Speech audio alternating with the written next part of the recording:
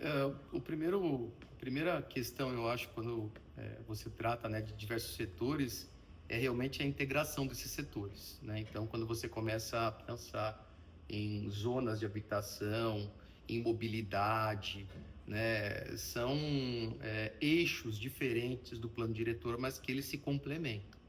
Da questão anterior que eu falei de pobreza ou riqueza, né?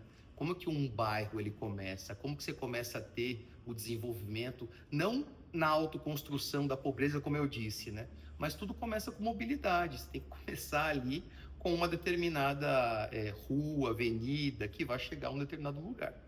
As pessoas que estão morando lá vão usar também, né, esse local, vão ter o transporte público para você poder ter esse tipo de mobilidade. Então, se são dois setores distintos, não adianta nada a gente começar a criar só facilidades de mobilidade sem relacioná-las com os outros eixos, né? Desde eixos, como vocês colocaram, setoriais, bairros que são bairros de composição mista, bairros exclusivamente residenciais, é necessário que haja esse cruzamento entre os setores para que você compreenda qual que é a dinâmica daquela determinada área. Só para citar alguns exemplos. Quando você estabelece transporte público, por exemplo, em uma determinada área, você tem que ter um estudo para saber sobre a quantidade de pessoas que lá estão, quantas linhas passam, se tem acesso, né, a pessoas com mobilidade reduzida. Tem uma gama de detalhes que devem ser atendidos para que aquela linha aconteça naquela região. Pensem comigo que uma determinada região tem moradores mais idosos do que, né, jovens. Só isso já demandaria uma especialidade para que aquela região tivesse uma adequação melhor para aquelas pessoas. Isso acontece? Não acontece. Não acontece.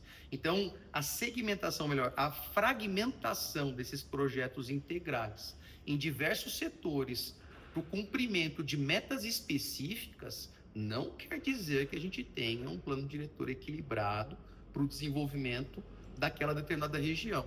Então, quando se fala de mobilidade, de tipo de bairro, de mobiliário urbano, eu vou citar um exemplo aqui para vocês da minha cidade onde eu vivo hoje, que é uma cidade chamada Indaiatuba.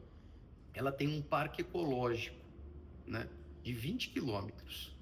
Só que esse parque ecológico ele atravessa vários bairros, bairros mais ricos e bairros mais pobres. O mobiliário acaba representando muito bem o bairro que você está naquele determinado momento. Então, assim, como é que pode um parque único ter tamanha distinção em relação a esse tipo de situação? A gente tem que estudar que os bairros, eles existiam antes do parque ecológico. O parque ecológico veio, na verdade, a aumentar a valorização dos imóveis que ali estavam. Agora, imagina que todos nós aqui fôssemos moradores pobres daquela determinada região. O valor subiu, né? Agora tem apartamentos melhores, tem um restaurante melhor. O mercadinho que eu cobrava pouco de mim, agora já não é mais aquele mercadinho. Basicamente, o que acontece nesses processos é um processo de expulsão daquelas pessoas que não possuem condições para permanecer naquele determinado bairro. Aí, como é que elas vão? Vão para uma outra região. É tão interessante porque você pode ter bairros que são mais próximos do centro da cidade. Sorocaba é uma cidade bem grande, mas ela tem uma centralidade, né? O centro da cidade. Então, às vezes, você pode ter bairros que são próximos da região central, mas pela pouca mobilidade, eles se tornam distantes. Porque você leva muito tempo para chegar a determinado momento, né? Fora outras coisas, você vai poder verificar também a questão de coletas, você tem uma gama de complexidades para poder desenvolver. Então, para você resolver essas complexidades, o melhor seria o que? Amarrar esses setores para o desenvolvimento mais técnico de plano diretor. Mas mesmo assim, veja, a gente está falando de implantação ou implementação, né? Mas não é só isso, é a manutenção também de toda essa situação. Agora, como conter, né, um mercado tão forte como o mercado imobiliário? Esse é um desafio, né? Quem estuda o urbanismo e o urbanismo crítico vai estudar justamente isso. A cidade como um resultado do capitalismo. Você não enxerga mais a cidade como é um bairro, você começa a ter uma visão menos inocente do que o que vem a ser uma cidade. Então, eu acho que essa terceira seria essa integração dos setores da prefeitura.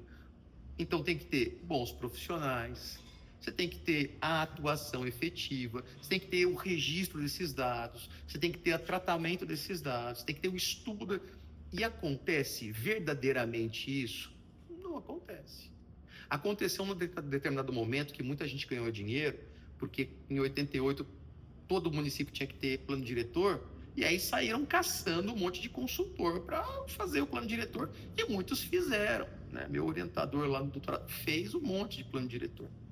Mas dizer que esse plano diretor vai alcançar... Quer ver? Tira um tempo, pega o plano diretor daqui, pega o plano diretor de outros municípios aqui na região e faça a comparação. De repente, eles são extremamente parecidos, como uma lei orgânica do município. Aí talvez vocês descubram que, às vezes, não é só aluno que faz Ctrl-C, Ctrl-V, né?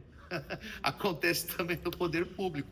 E aí é um perigo, porque você começa a ver que o que existe são replicações de modelo do que a criação de um modelo mais simples, mas mais factual, mais próximo do que acontece nas cidades.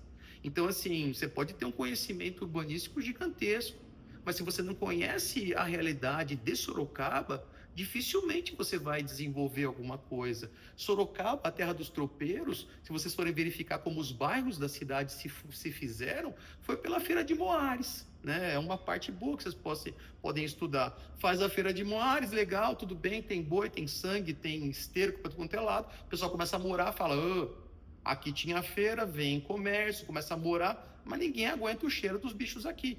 Muda, vai para outro bairro. O que acontece no outro, quando começa a matar boi, vender boi do outro lado?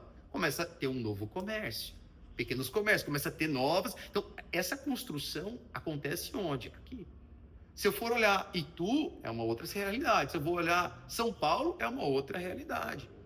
E você veja que, normalmente, eu não sei exatamente aqui em Sorocaba, mas, normalmente, se você pega cidades do século XIX, XX, você vai verificar que a topografia tem vai determinar muito o acesso, você vai determinar se o bairro é rico ou pobre. Pega o mapa de São Paulo para vocês verem a zona oeste e a zona leste. O mapa de São Paulo, a zona leste, ela cresce demais, a pobreza ela cresce para esse lado. Por quê cresce, né? Desse lado e não do outro lado? Porque o acesso do oeste era muito mais fácil, as terras eram mais altas. Você tem lá, né, bairros mais antigos como Barra Funda, e você tem um bairro chamado Higienópolis. Vem de higiene. Por quê? Porque no século XIX você tem um movimento sanitarista, isso seguido lá de Paris, com Haussmann, em que ele queria quebrar as barricadas dos trabalhadores, né, da manifestação dos trabalhadores. Então, aquelas grandes avenidas de Paris que você vê, você fala, nossa, que evolução. Mas são técnicas de controle social, em que você tem um monte de casinha junta, estilo medieval, aí chegam sanitaristas e falam, isso daí as pessoas ficam doentes, não tem iluminação, não tem sol, derruba que não presta.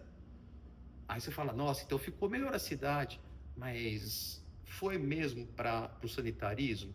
Ou foi para excluir aqueles que estavam lá, para, de repente, pegar manifestações em relação aos sindicatos, caçar trabalhadores, sindicalistas que estavam correndo ali no meio?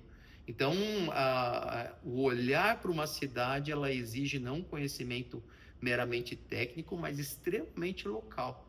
E é curioso, porque, sabe, na cidade onde tem história, em bairro rico, bairro pobre não tem história. É a coisa mais difícil de você tentar entender como é que aquele bairro se desenvolveu. Você vai conseguir ondas econômicas, sei lá, você pega lá na zona norte de São Paulo alguns bairros, Tatuapé, por exemplo, né? Um bairro mais popular, ficou melhor, mas ele não sai daquela circunstância dele. Bairros mais pobres não tem. Agora eu quero vamos falar da história de Campos Elíseos em São Paulo, que nem o Champs-Élysées em Paris. Aí tem história da Copal, tem toda uma história, como é que funciona, como é que surgiu, qual foi a fazenda. Aí você tem a história. Então, a cidade é um ambiente, hoje, né, pouco acolhedor para o pobre, né, se você for analisar. E ele também nem se sente muito bem em uma determinada área, porque ele nem tem como chegar naquela área. E se ele chega, às vezes ele não tem dinheiro.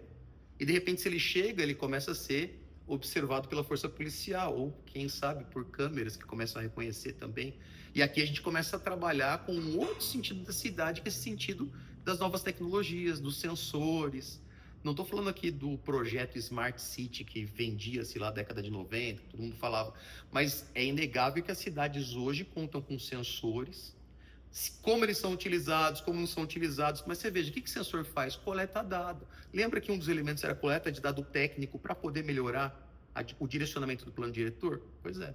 Então, mas é para isso que está sendo utilizado, não é? Então, são elementos que devem ser trabalhados para que haja um equilíbrio maior.